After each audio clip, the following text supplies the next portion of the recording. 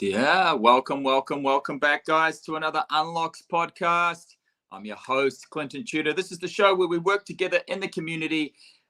We hope to bring you winning business strategies and tactics from those who have been there and done that and got the experience and the scars to speak for itself. So our aim is to help smaller players in the game level up into the combat sport industry so we can collectively grow the scene together. My guest today is a former fighter. He's a coach. He's currently a successful business owner, 2 locations in Sydney. And he's also a promoter. Plus, he's the state president of the New South Wales Muay Thai scene over there. He's going to explain that a little bit more, no doubt. He's a lover of all things fast in terms of bikes, graffiti, and 90s hip hop. So without further ado, please welcome our guest, Andrew Parnham, Sydney, Australia. Yeah, that's a mad intro. Thanks, man. Try to bring the hype on. What's on your mixtape right now, man, as you're blasting past on your fast bikes? Actually, Killer Mike just made a new album. Yeah, so I'm having a bit of a listen to that. But yeah, there's heaps going on, man. Heaps going on. Cold enough to freeze the balls off a brass monkey, I hear, in New South Wales, mate. It's cold. Yeah, kind of wish I was over there at the moment, eh? There it is, man. Every day, just shuffling it like a king, just getting our work on. Andrew, I like to start these things off, man, by asking a little bit of a curveball. It's called the burning question. I ask you, the house is burning down. Everybody in your family is safe, your dogs, your pets, everyone is safe. But you get to take 3 material items from your house. What are they? Time is ticking. I'll take one of my bikes. So definitely got to take the MV Agusta, the Dragster. I got that for my 40th birthday. It's number 20 of 200 in the world. But that's fucking coming for sure. Number 2, my wife's already, the family's clear, yeah? Yeah, man. They're safe. Say that, otherwise I'll get into all sorts of shit. I've got an heirloom that's been given to me many years ago. It's actually a peregrine falcon's foot. I've had it with me since I was like 8 years old. My great uncle gave it to me. Don't know why, but that's definitely going to be one of those things that's going to come with me. Other than that, man, I've got 2. I can't pick a pair of shoes, so I don't have to lose them. He just grabs the whole chest of closet. He just takes the whole thing out and puts it on the back of the bike. He's got the peregrine foot. Left, don't I? A watch. I've got a watch that I'd bring with me too. Yeah. There it is. It's like that. It's like that story, mate. I'm not going to go into this actually. No, we're going to get straight into the questions, bro. We're going to get straight into the questions. That's what people are here for. Anyone joining us live right now, please let us know where you joined us live from. We're going to splash you up in the comments. We love to know where people are joining us from. That's always important. Andy Parnham. First question, man. Why did you decide to start the business PTJ? And was it PTJ when you first started? What's the story behind it? Why'd you start? So obviously I've been in the Muay Thai industry as a fighter, and then further as like kind of a pad holder and helping out with other fighters in the gym that I used to fight out of when I moved back to Australia. And I was doing that for a bit, but I really enjoyed it because I was teaching when I was in Thailand too. And I've always just had a bit of a passion for sharing knowledge. And I really enjoyed like training people, always have enjoyed holding pads for up and comers and things like that.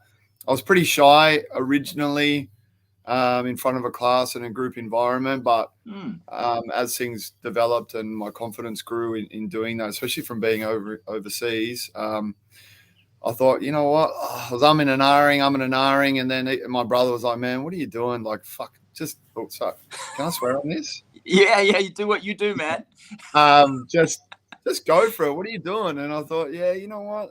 He's right. Like, there was nothing on this side of the river. If you know where we are, there was absolutely no like combat sports gyms around. So I took a massive gamble, It was basically me and my missus, and I was working at Optus to pay the bills. I thought, you know what, I'm just going to have a crack at it. And if all else fails, I'm just going to do a runner straight back to Thailand. So we signed up on this lease, on this place. And thinking back, man, it was pretty crazy. Like I started from absolute scratch, never had a single member, didn't have any PTs. It wasn't much like what happens these days. Just absolute nothing. And we signed a lease on a building, and to save money, me and my wife decided to move into the attic there and just live in the gym, save on money. And, you know, here you get like a 2 or 3 month free rent period. And our goal was just to get it up and running as quickly as possible. It was bare bones. It was just, I couldn't afford anything. I had, the first ring was a $250 wrestling ring that I'd salvaged from someone. And yeah, it had like a bouncy floor in the middle, springs and stuff. And we used that, which is pretty cool. And then we just got going. And sure enough, my Art, my wife, she was pregnant as well at the time. So my whole world was just this mountain of stress and pressure. We did it. We were, social media wasn't huge then. It was just starting off with like the old Facebook, like, what are you doing now type of thing. But we kind of jumped on it from the get-go. We weren't a main road-facing premises or anything like that. But we were really, really lucky in the first couple of members we got on board, which was Tyler Brown and another guy, Scott Wilson. Both fought for us. But they were really top guys, had a lot of friends in the neighborhood and everything like that. And then everyone just started coming through. And then another bloke, Matt Ruff, who's like a local celebrity here. Shout out to Matt. Ruffy, he, you know, same deal. Like, we ended up just with this like awesome community of guys, and just one thing led to another. We just kept on building from there. I love it. So that's a colorful kind of rendition of like how it happened, blow by blow. Very interesting.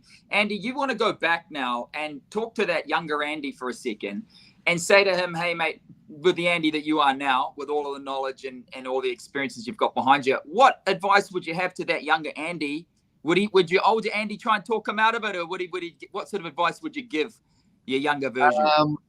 It's funny, man. Like, I can be, obviously, as I'm a little bit older in some aspects, like my risks that I take now are much more calculated. But back then I just didn't really give a fuck, and I just went for it. So in thinking about the older me going back, especially in the transition from going from like a fighter / hobby gym and working full time, I probably would have told myself, man, just send it, like, go full time and make this your life. Because, you know, a couple of, you know, really good people in the industry around the time, guys like Reinhard Badado. Actually, I remember a conversation he told me, Darren Reese, a couple of other people who had made that switch early on. They just said to me, man, you do it. The more time and effort you put into your business, the better and more successful your business is going to be. And sure enough, when I left the day job to do the full-time thing, man, it was only a matter of time. And honestly, like, it was the best move I ever made. I love it. I want to ask quickly now, you know, jumping into marketing PTJ, a lot of people would love to know, like, how did you get to your first 50 members? And how long did it take you to get to your first 50 members? It's a funny one, because I talk a bit about it with, you know, a couple of mates who run gyms. And I remember like trying to aim for that. So all I was concentrating on at the time was just paying my rent. Like, I remember just thinking, if it's $40 a member and the rent's $4,000 a month, I got to get, you know, X amount of members to pay for that. Otherwise, I'm fucked. And then I'm actually going to run and jump back over to Thailand.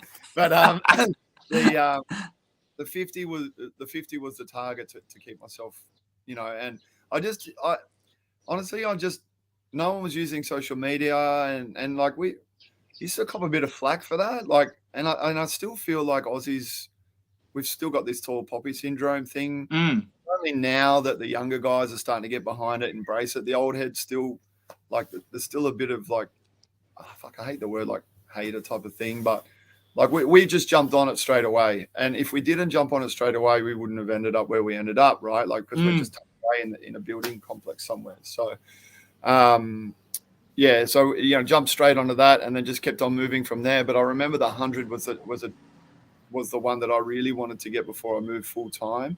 I actually, and this is some advice for younger guys with gyms coming up, is don't be afraid to ask for help, reach out for help. And just like a fighter would do, you get coaches, and you have coaches and people, whether it's strength and conditioning coaches, dietitians, boxing coaches, Muay Thai coaches, all of that. You reach out to them to help you perfect your craft. I reached out to a guy back then named Andrew Sparks, and he really helped me with like my mindset and the way I was approaching my business, because it was very much a part-time gig as a hobby gym. And he said that I didn't even know what a hobby gym was. And he was like, you're running a hobby gym. If you want to go, you got to go and go for it. And I followed his lead with some of the strategies at the time. And that really helped me get to that 100 mark. And from there, like, I remember that 100 for me was just such a big thing at the time. I thought it was, man, I was flying when I hit that one. And I thought, mad. And then, you know, it's just like a steamroller. After that, you have other different, like, challenges as you get bigger, and I got them now. But once I hit that 100, man, I was so stoked. There you go. So you set yourself a target, like, just in the scheme of things. So that Glad, just to place it for the viewers, we're talking about Gladsville here. This is the original, the OG location. It took you how long to get to 100? How long roughly to get to 50 in terms of operation? I feel like the first 50 was quick. I honestly can't remember. It was about 14 or 14 years ago back then. But I remember, like, that first 50 was all like word of mouth, and it was all organic. Like it was, you know, there weren't paid ads back then, I don't think either. But the 100 was the one where I really had to take a little step back and start to look at my gym like a business rather than, you know, your typical fight gym. And that was really hard for me, because I got into this because I was a fighter, and my passion is fighting. My passion is like the fight aspect of it, but I had to really take a good look at myself. And, you know, I take back some of the things like I would have said to myself subconsciously about other successful, like, older gyms that were doing it like as a business. Back then I was like one of those guys saying, fuck, look at that guy with his, you know, what's he doing, man? Like, it's a fight or what? Give us an example. Give us an example. What you mean by that? Probably one for me, you know what? Here's a good one. So at the moment, we've got a bit of a tradition now with our fight team jerseys. They earn that fight jersey when they have their first fight. No one else can get it. It's not available for sale. They earn that. They can't buy it. It's given to them, and it's given to them by another fighter or a training partner. It's not given to them by us. And before they have their first fight, they get given that. And I actually got that idea in the back of my head. I got that idea from a book called, I think it's called Legacy. It was about the Kiwi rugby team, and about like some of the traditions and cultures that All Blacks had in the way that they developed their team and culture.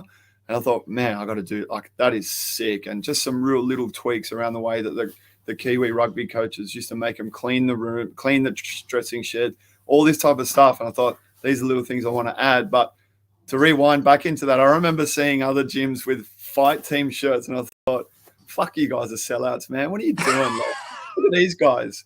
We don't do that here. We're a traditional Muay Thai gym. But now, as I've grown up and I've realized some of the reasons behind that, I fully take that back, and it was actually a really cool thing, and I use it now. So I love it. I think you've touched on it earlier already, just talking about that collaboration. In your mind, how important is that collaboration? How important is that vulnerability to reach out and say, hey, man, I need a little bit of help with this, or can I pick your brain on that? Whether it be marketing, whether it be innovation, whether it be the culture that you're instilling in the business.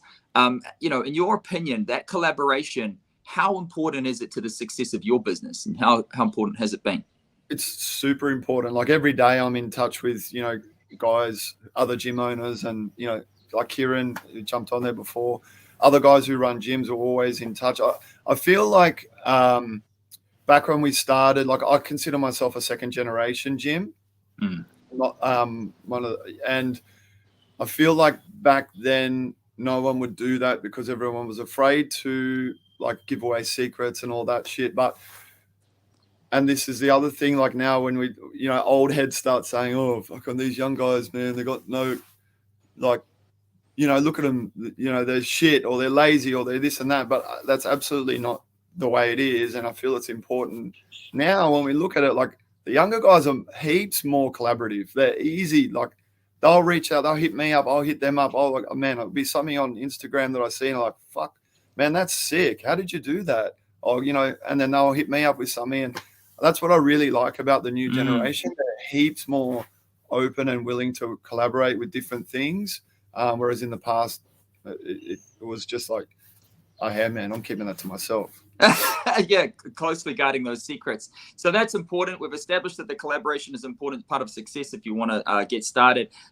In the early days, you mentioned early social media or just really fundamental social media. How did you market PTJ at first? Was it you sort of based it around those fighters, or what was the sort of ethos or to get things up and running? What did you do? Did you beat the doors down? Did you go talk to people, introduce yourself to the local neighborhood? What were some of the tactics there?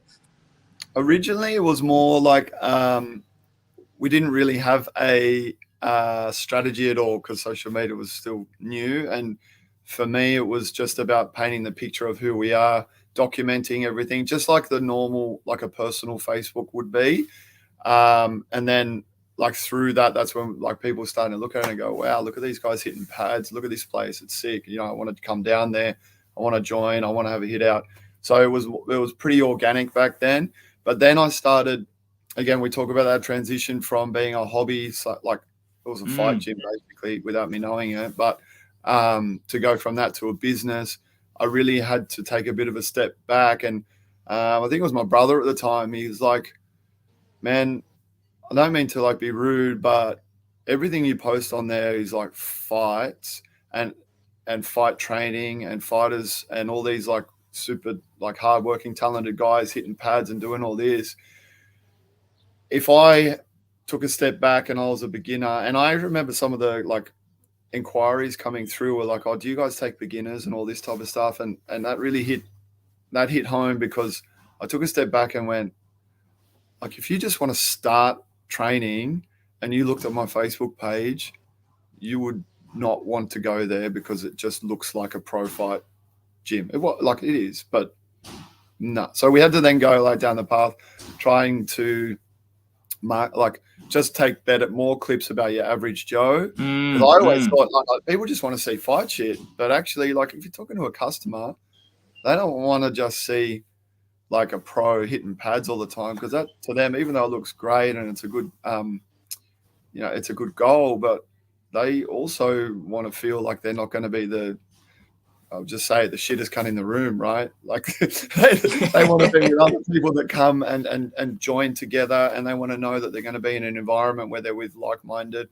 and like skilled people, I love that. I think it's really important. And I think it's just looking at it now, I would sort of you've described yourself as a second generation fight gym, but you've learned fast. One of the things I've discovered by working with you is you always have a lot of innovation. You're not afraid to try things and you're very collaborative. And I think that's definitely been part of your success. And so on that, in your own mind, what do you think separates you from some of your contemporaries in terms of pathways? And I want to talk specifically about Muay Thai 101 around marketing innovation, and obviously there's that humor that you interject and that sort of relatability that you interject. So we'll start with the first part, is the pathways. When and how did you recognize, going back to those beginners, that an actual pathway is very important and vital to the business?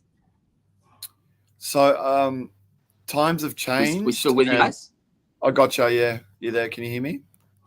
Yeah, good. Yeah, no worries. Yeah, so yeah, I think like very much the times have changed, and think as the gym numbers get bigger, it becomes harder to manage entry level people. So I think back to when we first started, it was like everyone just gets thrown in the deep end. We'll have our select group of guys who are already there, fighters, enforcers a lot of the time, who people would come in, and if they were a good person and they were humbled and they're willing to work with people and not too much of a hero, then they would kind of move into our community well, and it would just blended well and nobody got hurt.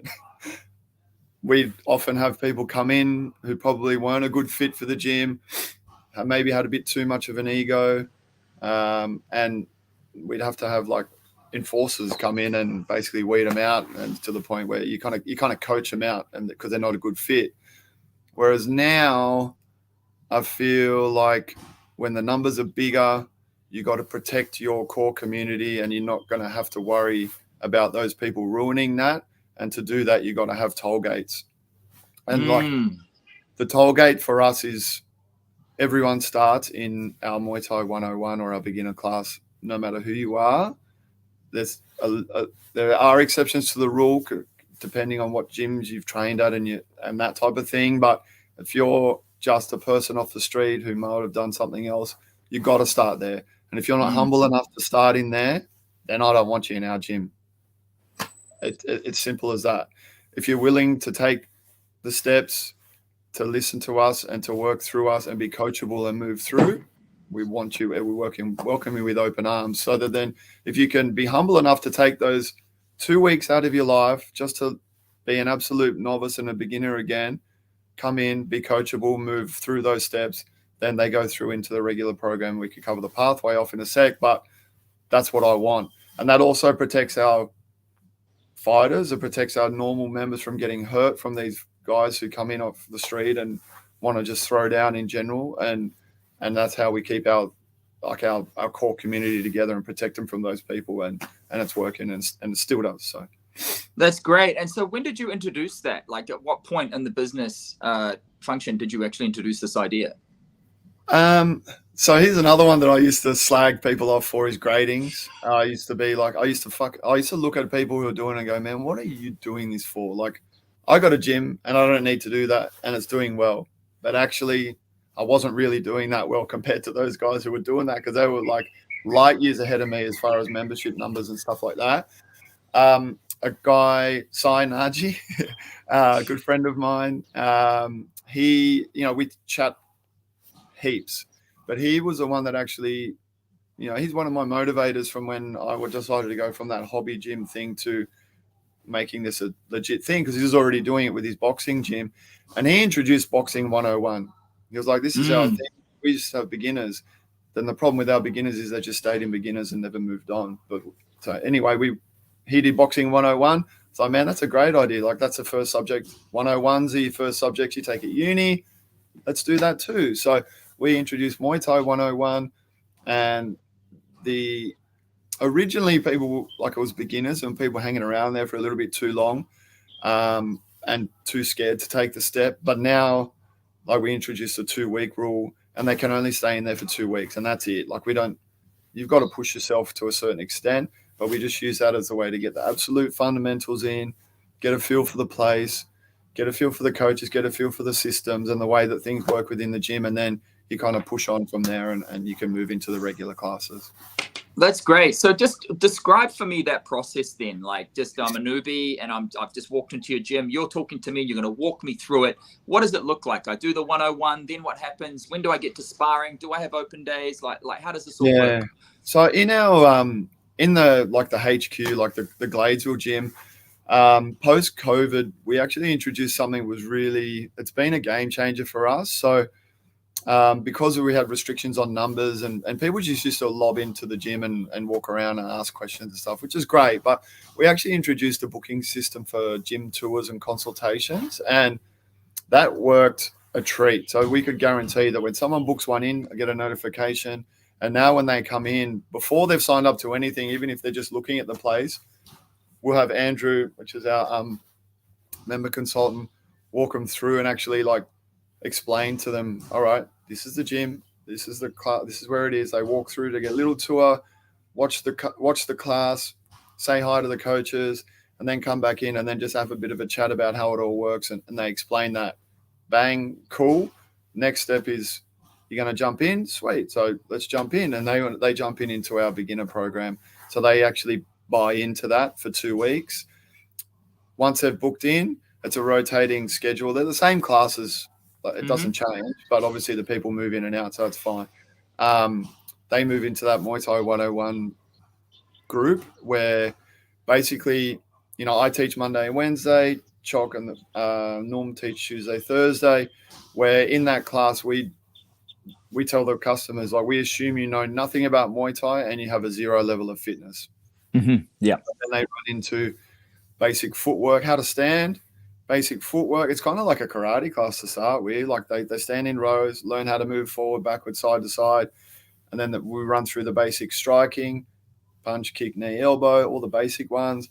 And then we start to get them to lightly partner up and learn how to hold the pads, and then move in from the basic striking on focus mitts, tie pads, belly pad, focus mitts, how to defend, like just a real basic rundown, so that then when they move in after the 2 weeks, they know, okay, I know how to check in on the app now. I know where the front door is. I know who the coaches are. I know where the pads are. I know where all that is. I know, like, we all skip together to start with, and then we break off into our little groups. So it's a really cool way to make sure that when a member comes in, that they don't feel like a fish out of water, right? Like, we even changed our beginner classes. So pre-COVID, like, our beginner classes were at the same time as the fighters class. That was a terrible move, because these poor kids are coming in for their first session and they got these guys smashing the guts out of each other, pads, noise, spit, sweat, shit everywhere. And they're like, oh. So what we're doing is we got a beginner hour. So when all the classes finish at 8, the beginner hour starts at 8 p.m. It's late, but they all come in and they got the whole gym to themselves, and it's a much more relaxed environment, and then they can kind of get used to it. So then they move into like it's called Muay Thai for everyone. It's pretty common now. It's like a open set, like it's your mixed level class where we cover off all the usual Muay Thai stuff. They skip together, shadow box. It'll be a structured shadow boxing session with the technique of the day, and then they jump on pads. They have a set technique. The coaches explain it to them. They get a couple of rounds each, swap it over. Yeah, it's great. After that. But I mean, clearly those guys have been inducted, and that's going to help your retention numbers, surely, right? Because they've got this sort of progress that happens. The progress equals the happiness. They feel like they kind of part of the place. They own somewhat. They feel like they can put their own sort of spin on things as such. They feel like they own the place a little bit more because they've earned it's their kind of their stripes. space. They've earned their stripes. Like we could do it stricter and more formal with like the grading systems and stuff, but at the moment this is like it's a good medium. Like, so then they do the Muay Thai for everyone for a bit, then they got a taste for it, they're used to light contact, and then okay, do you want to learn how to spar properly now, or you want to learn how to clinch? And cool, so then they can move into that class, and we run that class a few times a week. For us, the main thing for that, I feel like for me the most important part of that class is not just being able to take the contact, but it's learning how to try and control your emotions when you're sparring and not hit too hard and all of that. And this is like one of those toll gates where if you're being a cunt in those classes under full supervision and you can't control yourself, a lot of the time these guys get coached out anyway, and they can't even get to the fighter level because, man, it's like you're with your teammates. Like, so then there's that. But then the other side of those classes, which is very important for us, especially for people who are looking to move into like the fight team, is the clinching aspect of it, because we're a very clinch heavy gym. We spend a lot of time on it, and for someone to go from like a Muay Thai for everyone class into a fighter class, it wouldn't work. Whereas our sparring and clinch class, it's almost 50-50 every session. The guys learn how to, they get those skills and they get that, and so that then, all right, cool, you want to fight? All right, now we've got like a in-house sparring day. So then that's where we kind of test the waters a little more. In-house will be between the two gyms. We have like judges on the side. We have a ref, and we let them go harder than normal. And we tell them literally, you got to try and win this fight. And then it kind of moves on from there, you know? Great. So that's kind of like the stepping stone into, hey, now you're a fighter. Now you get to, which means you're going to get privileges like you're joining our fighters class potentially. Yeah. We're going to start matching you, those types of things you go into, into grades as such, into state and international competitions, correct? Yep, that's the one, man. Yep, for sure. Yeah, and it tests a bit of heart. It gives them like a goal too. The goal thing, again, this is a thing that I didn't really appreciate that much when we were opening up and everyone was just going for it. But as you get bigger, it's so important for these guys to have these little like gateways and goals so that they can say, oh, you know what, I want to join a sparring class. Cool. So you got to do this. Okay, I'm doing sparring now. I want to do a sparring day. Well, come and watch one first. Yeah. And then they see and they're like, oh shit, I want to do that. I can do that. The guy next to me is shitter than me and he did real good. Surely I can do that now. So he can jump in and have a crack and they can punch on.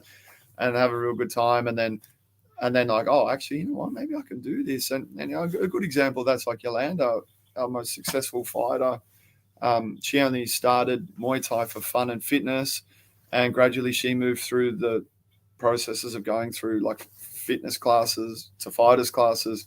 Next minute, 50 fights later, 10-year fight career, fought around the world and beat pretty much everyone in her division in that particular time. Wow, amazing outcome. So in terms of culture, like what are some of the attributes you're actually looking for when you're outsourcing a team or when you're hiring a team member? What are some of the qualities and attributes you're looking for in those individual members? Of staff members? We're just switching away from the fighters now and the customers and moving into staff and team, and you're building up the team. Because the reason why I'm asking you this, Andy, is because I know that you don't work full-time in the business. I know that you've afforded yourself some time, that you take time out of the business and you're working on the business as opposed to on the tools, on the pads, working with fighters. I know that you've managed to do that. So my question for you is like, what are the attributes and qualities you're looking for when you're outsourcing or when you're hiring internally? It's been my hardest like role, still is now, like is the transition from that. Like I didn't start a gym to be a businessman.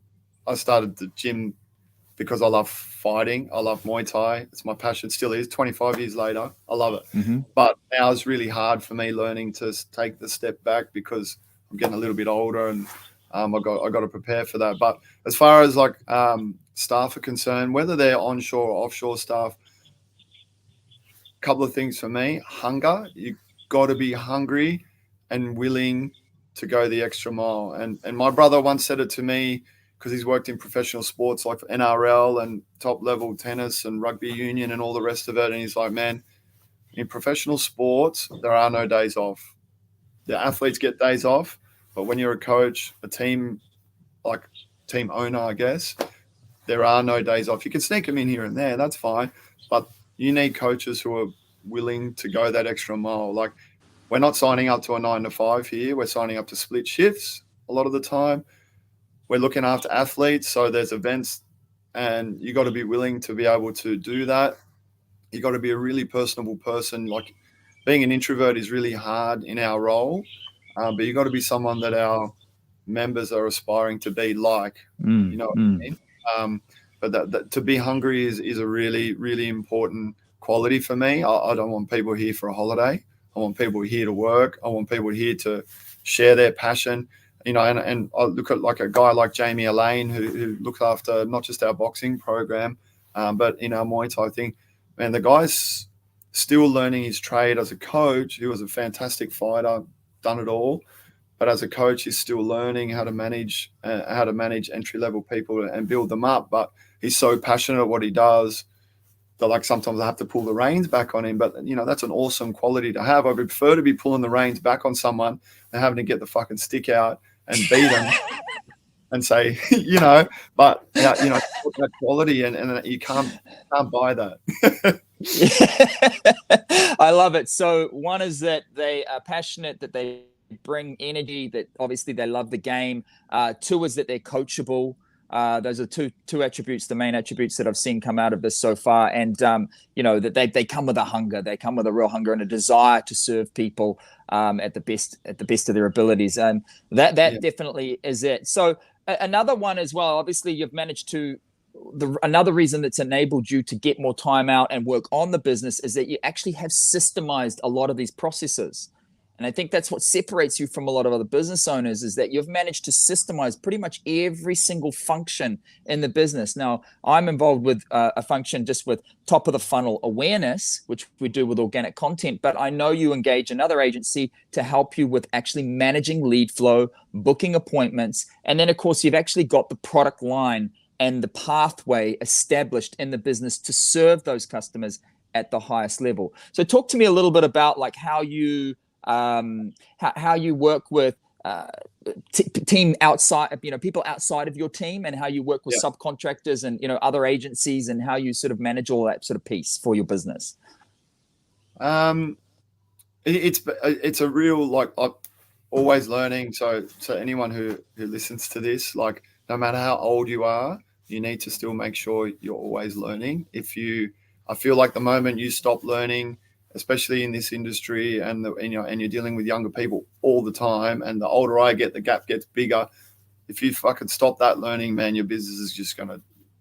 Or you got to hire people who are willing to change and learn, and leave that to them and let them manage that if you can't handle it, you know. So like we've learned over the years, we've used heaps of different people, but there's a lot of trial and error involved. But as you know, and through us working together, I hired you guys because I feel like it's a good brand fit. So the way that you guys do your reels and the way you guys work your stuff, like it gels and it mixes really well. And the way that we communicate with each other in Telegram and everything like that, it's really honest, and we can get a really good result out of that. And it suits the brand. I've used people in the past, especially for paid content and stuff like that. I'm using a company at the moment, and the reason I'm sticking with them is that even though they've got their things and they tell me to get stuff sometimes, and I need to do their thing, but I can trust them that the brand fits and it's ours. Like it looks, like people didn't know that you were doing my stuff, right? I've had some people say to me like, "Oh, fuck, man, you've really you went from doing pretty cool reels now to like fucking this. What have you done?" And I'm like, "Well, actually, I'm not doing them anymore. So professionals are doing it." But the best thing for me around that was knowing that the brand and the way that is working, and people think that that's me, that's like the perfect fit, right? Like if they think that that's me doing that, but it's not me, then man, we're ticking boxes left, right, and center. So I think that's really important. Don't stray from who you are as a gym or a business or whatever. Hiring people and hiring companies to work with you, even though they're experts in their field and you need to utilize them for that, but let's not forget who you are, and don't change the fundamentals of your business, your brand, why you started it up, and where you want to go with it. Yeah, that's great. And I mean, I think it just comes back to the collaboration piece, right? You know, and the process, so that we've created a discovery. So we learn all about you, like what you're about. You're about hip hop, you're about fast bikes, you know, family man, you know, giving back to the sport, obviously a fighter already. That's a real good indicator for us that you've actually been there, done that experience. And then just understanding the culture of the people. And that's, you know, you guys have guidelines in there. You guys have guidelines within that. What is PTJ and what isn't PTJ? So my next question for you is like, what would you not compromise on in the business, no matter what? Like where do you draw the line? Like, what are the sort of, you know, commandments as such, you know, the top line values of the business? Where do you sort of draw the lines? Like, nah, we're not doing that. There's no way we're doing that. Doesn't matter the sum of money. We're not doing that. What are some of those things for you? We're authentic in everything that we do. So I've got a passion for Muay Thai, and we when we first opened up, we would never have thought that you'd be able to run a gym purely Muay Thai orientated. Like mixed gyms, weights gyms, all the rest of it. But we've stuck to that, and we've stayed true to that all the way up until now. The same goes for like my passion with combat sports. Like I love Muay Thai, but then, you know, we've introduced a boxing program. I love boxing and always have loved boxing since I was a kid, but it's true to form. And I've had so many opportunities, and you know what? I've fucked up a couple of times and even tried to add a few different things like fitness wise and stuff like that. But in the end, we're an authentic Muay Thai gym. We teach stadium style of Muay Thai, which is true to form, and we don't stray from that. We've got like a Muay Thai fitness class, but even in that class, the guys are getting pulled up for their technique. So my thing is we do not compromise on that. That's full stop. Yeah. I love that. Where do you see the business in 5 or, you know, 3, 5, 8 years? Where do you see it going? You're going to get a bit older. You've got these younger guys coming through. Where do you see it going, Andy? You know, I've been talking a little bit about this lately, and the concern for me is so like return on investment for the price you pay in our area for floor space versus what a member's willing to pay to stay there. Like rent prices here are going up like through the roof. So like, you know, we've got like a 450 square meter facility and we charge like $55 a week at the moment, which is like low. It's trying to balance where that's going to go in the next 5 to 10 years. Like if you had asked me like a couple of years ago, I would be like, yeah, sweet, man. I don't want to go anywhere. I'm going to stay here. I want to as I'm trying to do now, build an awesome team around me so that I don't have to be here as often. And when I'm like, you know, 10 years from here, when I'm kind of getting on the older end of the thing, I can move overseas or I can be between different countries and do whatever it is that I want to do. I could do that. But my concern now is, how are we going to do that? And will this model work anymore? Because they're knocking down all these buildings, like the whole gentrification thing. Yeah. The apartments are popping up. So can we get these facilities anymore? Like it's going to be super hard to find a facility where the rent's reasonably cheap. You can you can do whatever the fuck you want to the building and no one cares. There's no neighbors around you and all of that. But now it's starting to look like Sydney's. We may have to, you know, down the line, it might end up having to be broken up into, I'm just forward thinking here, might have to spitballing. Go back to micro gym statuses, but multiple micro gyms. So, you know, your 150 square, 200 square meter, charge a little more than you would, but you can't have those big 500 square facilities with X amount of members in them, you know, but hopefully not. Hopefully we can just stay where we are and I'll be stoked. And I could just run that model and hand over the chain of command to people who, like, you know, gradually work their way out, because they've got to have a pathway too, right? Yes. Yeah. And I guess that's part of the engagement, because, you know, you always talk about pathways, and you're talking about pathways for the members when they come in, the 101, then they go into Muay Thai everyone, then they get into sparring, then they potentially, you know, get into a fight team, that type of thing. There's a pathway. It's very clear, and it's broken down to them from the start.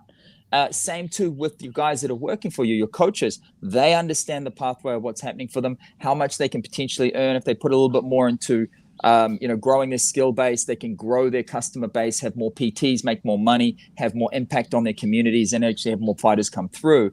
You know, these pathways are clear. And again, now you're talking about where you guys are heading, and it's because of the impact, you know, of what's happening with real estate. You just mentioned gentrification as a pressure, just the changing landscape of what's happening around you in Gladesville. Because talking to Luke, he's saying, yep, look, there's a lot of high density, you know, apartments around there. You know, real estate is coming up. It's becoming more pricey per square meter. These are real pressures on the business. Yeah, it's been like when you talk about like that with and even demographics and stuff. Probably one of the biggest challenges I've had with our Gladesville versus Brookvale, when I opened up the second one, I was like, yeah, sweet. Like, I'm from the western suburbs, and I've been brought up in the suburbs, and like that's me. I love the beaches, but I've never been there. But it's been a massive learning curve, learning about like there are a different demographic out there, and trying to manage that. It's been really tricky, but we're starting to learn a little more about it and listen more to the customers that are coming through. But again, I'm being authentic with what we do, and we're not compromising for who we are, because up on the beaches, there's a lot of different, like, you know, there's just got so much choice up there for, you know, activities, but we're this, and this is what they'd actually need it up there. But when you find us, you're going to get that experience. It's not going to be a mishmash of all sorts of shit, you know? Yeah, no, that's it. And I appreciate that. Just in terms of like failures, we talked about the sort of wide-eyed, early stage Andy jumping in with a wife to say, let's just go for it. Did you guys take out a loan back then, or did you make any big mistakes that you would like to speak upon, that you're comfortable to speak upon, that, you know, Andy now would say to Andy then, mate, don't do it. Don't do that. Like, is there any big things that popped out? Yeah, like hidden costs were the big one when we first opened up. So in the back of I started with 10 grand. Yeah. And that was me. And that's all I had. And I say this to people who are looking at opening new gyms or starting new gyms. When you start a gym, if you think about what combat sports is, you don't need the fancy shit. Like, Thailand is a really good opportunity. That, granted, we don't want to be training in like scummy things with all sorts of weird and wonderful animals and running around us and all the rest of it, and having to go and have a shower to wash the gym off us.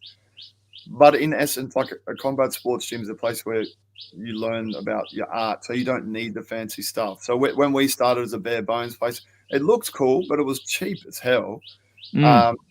So the thing that I really mucked up on is I wasn't aware of things like lawyers' fees.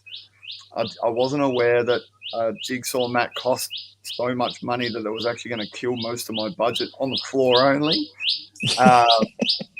Then, you know, like crossing T's and dotting I's in legal documents. So, you know, I'll go into that in a sec, but like I guess at one of the biggest failures I ever made was I launched a campaign which was so cheap that I ended up with half a gym filled with people who weren't paying any money, and I was really upset. Like it was like a summer campaign. I thought, good idea.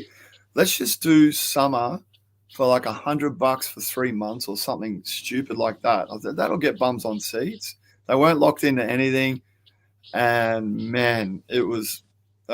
To this day, it's probably the worst business decision I made. It scared the shit out of me because, you know, we had like obviously a retention, we're losing members, but all these new members were coming on at this ridiculously cheap rate to the point where I was like, how are we going to pay our rent?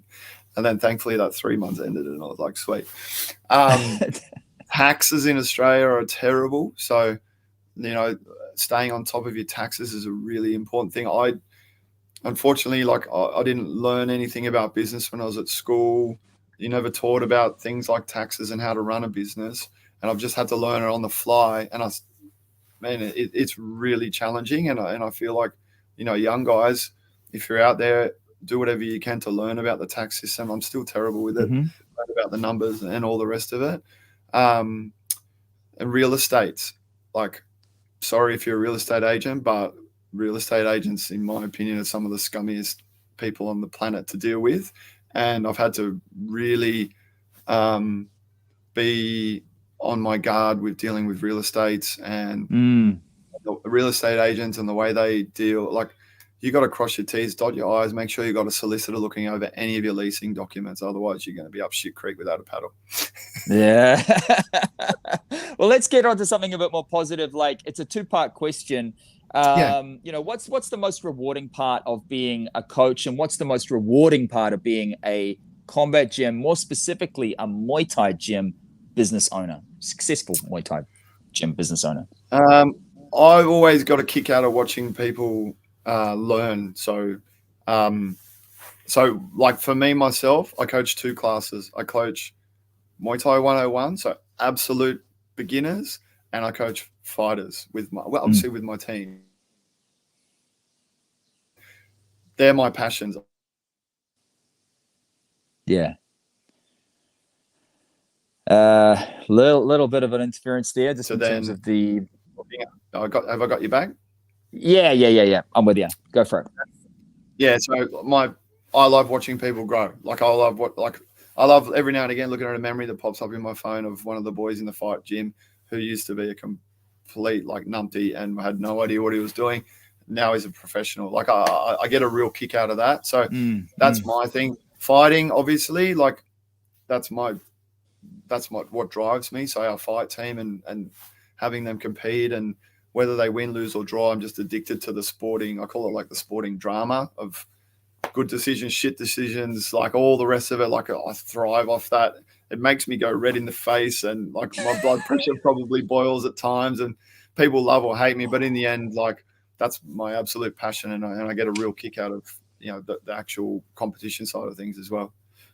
Yeah, good. The other one, I guess, is what were you saying about being a gym owner? Yes. The best thing about it is, I'm like living my dream, I guess, and hopefully my staff are too, right? Like if you had told me 20 years ago that I could be running a business and living off a business and being able to provide for my family by owning a Muay Thai only gym. Like I remember my mum, like she still struggles with it now. I think she understands it when she's come in.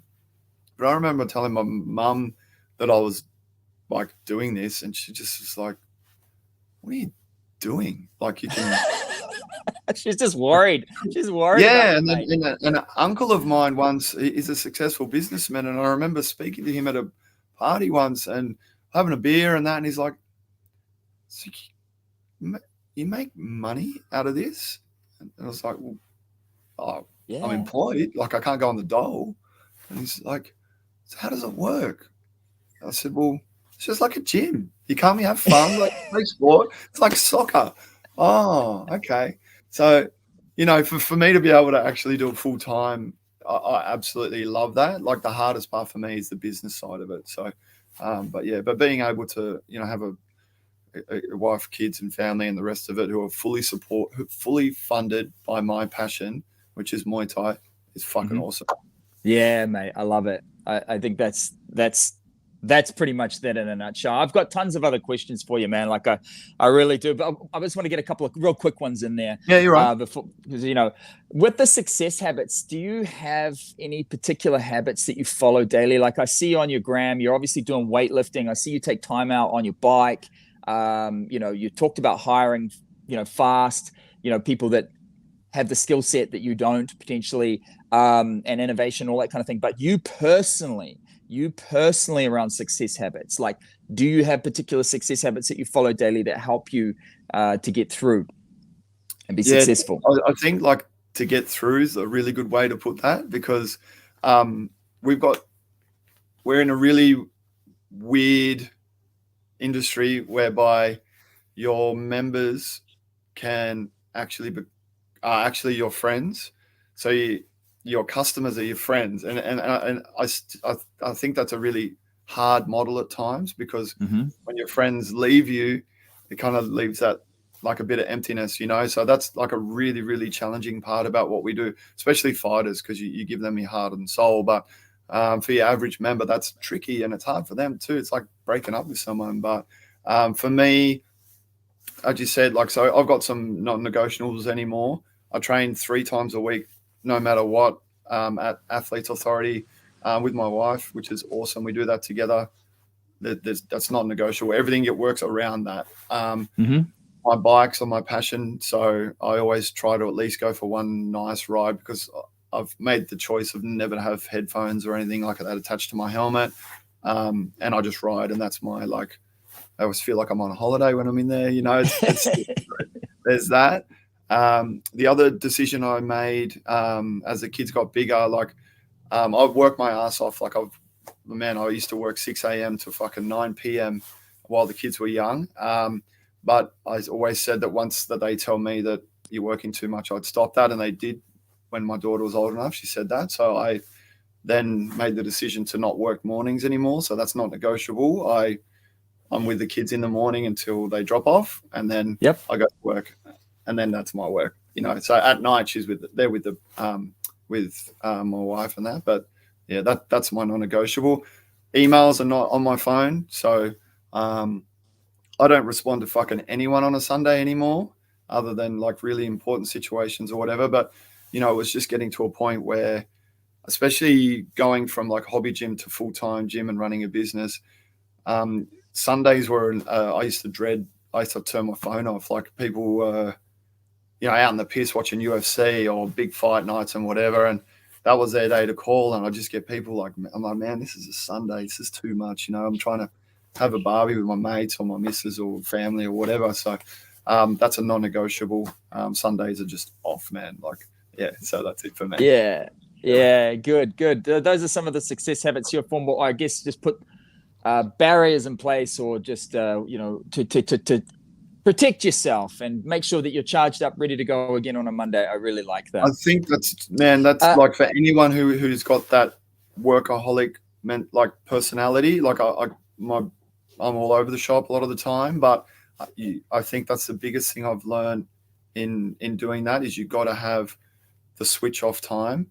You've got to have a hobby outside of, because Muay Thai is my life, but you've got to have a hobby outside of that, so as to keep yourself fresh than if you just stuck with it. Because, man, if it wasn't, I would just be watching fights all fucking day, all night. Like, see me Friday night, man, I have a hard time turning off the TV now. But, you know, you got to have it. I know, it's just too good, right? Like here in Thailand, you've got your Friday nights with one, you've got your Saturdays with RWS, you know, you've got something else. It's this consistent fights that you could be watching and analyzing, and quite often supporting the friends that you know. Like, right, that's the thing.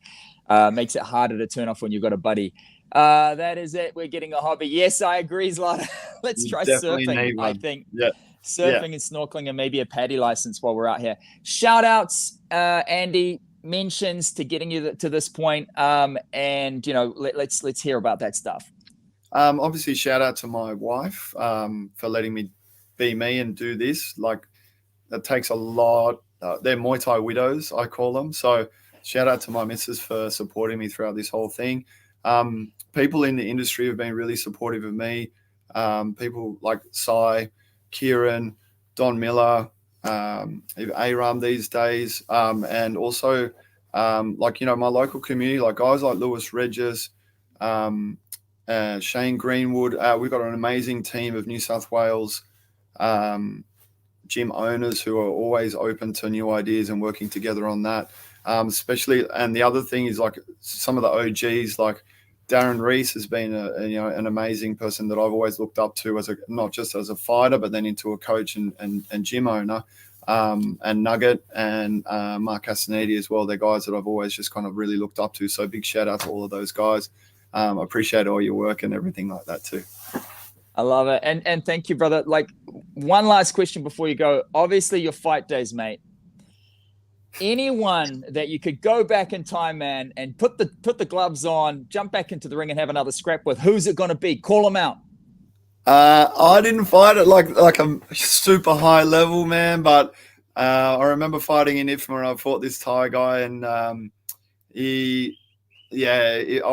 would have loved to have fought him again fresh. It was like my second fight in 2 days, but I would have loved to have fought him again, man.